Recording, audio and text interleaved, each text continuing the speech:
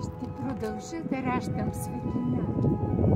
Елай ти, приятел, освети се сред царството на завист и злина. Разпръсквай блясък като нежен бисер. Ще ме спохождат хиляди лъжи, готови да се лепнат като храчки. Над мене лешоядът ще кръжи, а името ми ще проклинат врачки. Ще продължа да раждам светлина в царството на бухали и врани. Ще бъда смут за тяхната вина, ще бъда трън за съвести и яни.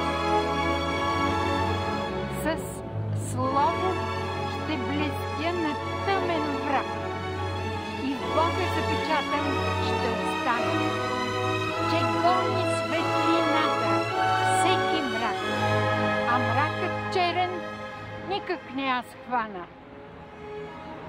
И чак когато беззаконен трон от своята висота се промоляса, пред Бог ще коленича в поклон и Неговият дух ще превъзнасям.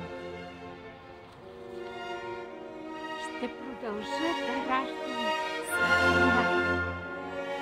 Елай ти, приятел, освети се сред царството на завист и злина, разпръсквай блясък като нежен бисер.